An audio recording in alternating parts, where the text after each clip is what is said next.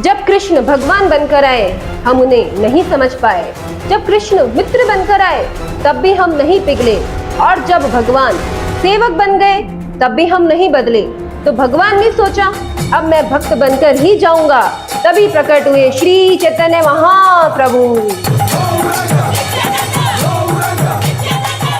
हरे कृष्णा।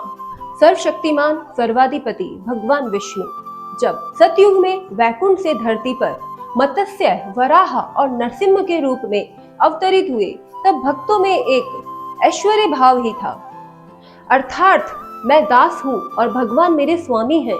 इस भाव में भक्ति तो है पर भगवान से दूरी भी है, श्रद्धा तो है पर भगवान से डर भी है। तो भगवान भक्ति के इस रस की कमी को पूरा करने के लिए, भक्तों के साथ अपनी इंटीमेसी को बढ़ाने के लिए त्रेता युग में मर्यादा पुरुषोत्तम भगवान श्री राम के रूप में अवतरित होते हैं। त्रेता युग में भगवान श्री राम ने सुग्रीव और हनुमान जैसे मित्र बनाए, उन्हें दिए वचन भी निभाए, वानर भक्तों पर लंका विजय के लिए निर्भर भी रहे। तो इस प्रकार त्रेता युग में भगवान ने ऐश्वर्य के साथ सांख्य रस का भी आनंद लिया। तो इससे भगवान और भक्तों के बीच की दूरियां तो कम हुई, पर अभी भी इंटीमेसी बाकी रह गई। लेकिन भगवान रुके नहीं, द्वापर युग में पुनः लीला पुरुषोत्तम श्री कृष्ण के रूप में अवतरित हुए, और इस युग में उन्होंने कोई भी कमी नहीं छोड़ी। उन्होंने नंद महाराज की पादुकाओं को अपने सर पर भी रखा तो यशोदा मैया की डांट भी खाई, सामाजिक नैतिक नियमों की परवाह के बिना अपने सखाओं के साथ माखन चोरी भी की, तो सभी गोपियों के साथ रास नृत्य भी किया।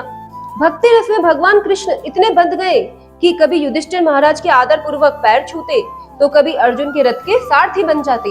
लेकिन सतयुग, त्रेता और द्वापर युग में भी अवतरित होने के बाद भगवान की जीवों को भक्ति प्रदान करने की इच्छा पूरी नहीं हुई, तो उन्होंने कहा कलयुग में मैं भगवान नहीं भक्त बनकर आऊंगा, और फिर प्रकट हुए श्री कृष्ण चैतन्य महाप्रभु। चैतन्य महाप्रभु ने केवल उपदेश नहीं दिया अपितु स्वयं जीकर दिखाया। उन्होंने राजसी जीवन नहीं जिया अपितु भक्तों के साथ नगर संकीर्तन किया, दुष्टों को दंड नहीं दिया, केवल हरि नाम दिया। और वे बोले मैं भगवान नहीं भगवान के दास का भी दास हूँ। श्री कृष्ण चैतन्य महाप्रभु की जय। हरे कृष्णा। अगर आपको हमारा ये वीडियो पसंद आया हो तो इसे लाइक और शेयर जरूर करें।